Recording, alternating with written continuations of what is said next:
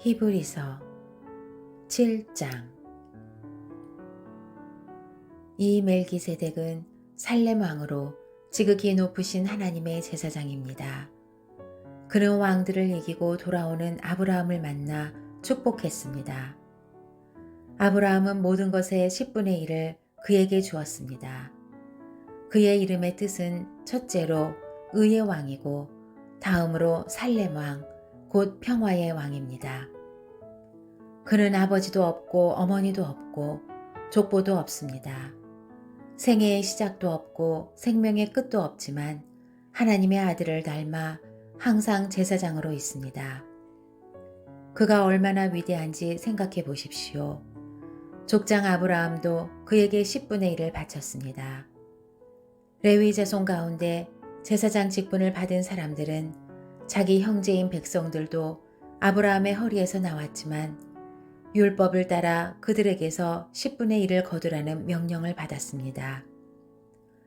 그러나 이들로부터 나오지 않은 이 멜기세덱은 아브라함에게서 10분의 1을 취했고 약속을 받은 그를 축복했습니다. 두말할 필요 없이 축복은 윗사람이 아랫사람에게 하는 것입니다. 앞의 경우는 죽게 될 사람들이 10분의 1을 받았고 뒤의 경우는 살아있다는 증거를 받은 사람이 10분의 1을 받은 것입니다. 말하자면 10분의 1을 받는 레위도 아브라함을 통해 10분의 1을 바쳤다고 할 수 있습니다. 이는 멜기세덱이 아브라함을 만났을 때 레위는 아직 조상의 허리에 있었기 때문입니다. 만일 레위 계열의 제사장 직분을 통해 완전함을 얻을 수 있었다면 그런데 백성들은 이것을 근거로 율법을 받았습니다. 아론의 계열을 따르지 않고 멜기세덱의 계열을 따르는 다른 한 제사장을 세워야 할 필요가 있었겠습니까? 제사장직이 변하면 율법도 반드시 변하게 됩니다. 이것들은 그분과 관련해 언급됐습니다. 그분은 다른 지파에 속했는데 그 지파에서는 아무도 제단에서 섬긴 적이 없었습니다. 우리 주께서는 유다 지파에서 나오신 것이 분명합니다. 그런데 그 지파에 관해서는 모세가 제사장직과 관련해 아무것도 말한 적이 없습니다. 그리고 이 사실은 멜기세덱과 흡사한 다른 한 제사장이 일어난 것을 볼 때 더욱 분명합니다. 그는 육체에 속한 규례, 곧 율법을 따라 제사장이 되신 것이 아니라 썩지 않는 생명의 힘을 따라 되신 것입니다.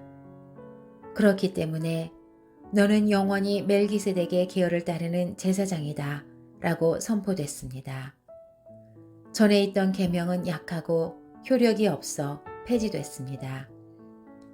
이는 율법이 아무것도 완전하게 할 수 없기 때문입니다. 그러므로 더 나은 소망이 들어왔고 이를 통해 우리가 하나님께 가까이 나아가는 것입니다. 예수께서는 맹세 없이 제사장이 되신 것이 아닙니다. 레위 계통의 사람들은 맹세 없이 제사장이 됐습니다. 그러나 그는 자기에게 말씀하시는 분의 맹세로 제사장이 되셨습니다. 주께서 맹세하셨으니 그분은 마음을 바꾸지 않으실 것이다. 너는 영원히 제사장이다. 이와 같이 예수께서는 더 좋은 언약을 보증해 주시는 분이 되셨습니다. 레위 계통의 제사장들은 죽음 때문에 그 직책을 계속 수행할 수 없었기 때문에 그 수가 많았습니다. 그러나 예수께서는 영원히 사시는 분이시므로 제사장직을 영원히 누리십니다. 그러므로 예수께서는 자신을 통해서 하나님께 나아오는 사람들을 온전히 구원하실 수 있습니다. 그는 항상 살아계셔서 그들을 위해 중보기도를 하십니다. 이러한 대제사장이야말로 우리에게 합당합니다. 그분은 거룩하고 순결하고 흠이 없고 죄인들과 구별되시며 하늘보다 높은 곳으로 오르신 분이십니다. 그분은 다른 제사장들처럼 먼저 자신의 죄를 위해 그 다음에 백성들의 죄를 위해 날마다 제사를 드릴 필요가 없습니다. 이는 그분이 자신을 들여 단번에 이 일을 이루셨기 때문입니다. 율법은 연약함을 가진 사람을 대제사장으로 세웠으나 율법 후에 주어진 맹세의 말씀은 영원히 완전케 되신 아들을 대제사장으로 세웠습니다.